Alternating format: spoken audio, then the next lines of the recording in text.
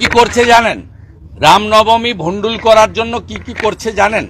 50 জন বিজেপির যুব নেতা ডালখোলাতে, তাদেরকে আজকে নোটিশ দেওয়া হয়েছে, ম্যাজিস্ট্রেটের নোটিশ। 1 লক্ষ টাকার বন্ড লিখতে হবে। ডালখোলাতে 23 সালে জিহাদিরা হামলা করেছিল হিন্দুদের উপরে রামনবমীতে। 17 জন জিহাদি আমার করা এনআইএ মামলায় গ্রেপ্তার হয়েছে। অথচ সেখানকার হিন্দু যুবকদেরকে তাদেরকে 1 লক্ষ টাকার বন্ড দিতে হচ্ছে।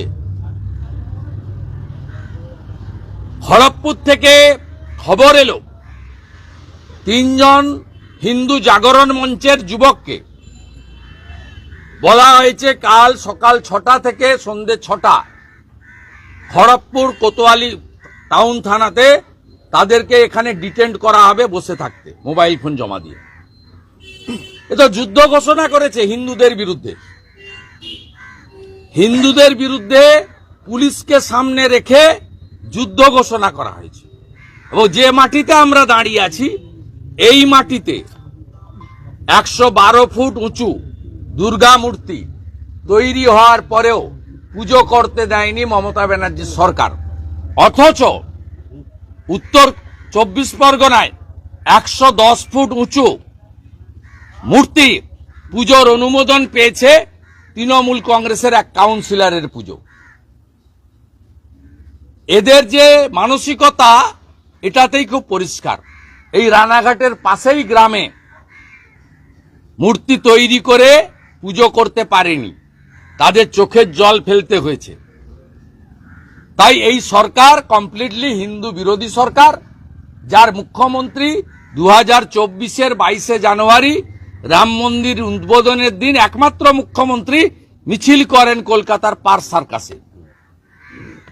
যে মুখ্যমন্ত্রী মহাকুম্ভকে মৃত্যুকুম্ভ বলেন, যেখানে 66 কোটি হিন্দু স্নান করেছে, এই মুখ্যমন্ত্রী কয়েকদিন আগে ঈদের দিন নামাজে অংশগ্রহণ করে হিন্দু ধর্মকে গন্ধা ধর্ম বলেছেন। এগুলোর পরে আর নতুন করে এই সরকার তৃণমূল যে হিন্দু বিরোধী, আর কিছু প্রমাণ লাগবে বলে আমার মনে হয় না। জাগো হিন্দু, ঐক্যবদ্ধ হও। হিন্দু যদি বাঁচতে চাও, বিভেদ ভুলে এক হও। সরস্বতী পূজায় শক্তি দেখিয়েছ, কালকে শক্তি দেখাও।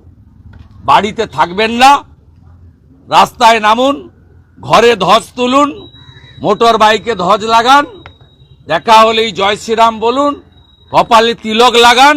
যেখানেই রাম পুজো হবে, যেখানেই শোভাযাত্রা হবে, মায়েরা শাঁখ নিয়ে, ছেলেরা জয় শ্রীরামের ধ্বজ নিয়ে অংশগ্রহণ করে কাল বাংলার হিন্দুরা প্রভু শ্রী চৈতন্যদেবের মাটিতে, আমি বলে যাই যে শ্রী চৈতন্যদেব নবদ্বীপ এবং নদিয়ার মাটিতে রাম রাম রক্ষমাম এই স্লোগানের মধ্য দিয়ে তিনি রাম নামের জয়গান করেছিলেন।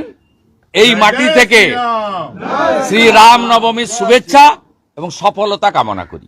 আমি বলেছি ভারতীয় জনতা পার্টির সরকার এলে এই ওএমআর এর ভিত্তিতে যোগ্য অযোগ্য আমরা 1 মাসের মধ্যে বাছাই করে সুপ্রিম কোর্টে পৌঁছে দিয়ে বলবো, মহামান্য হুজুর, যোগ্যদের বাছাই মমতা ব্যানার্জি করেননি, টাকা নিয়ে চাকরি দেওয়াদের প্রোটেকশন দেওয়ার জন্য আপনি যোগ্যদের বাঁচান।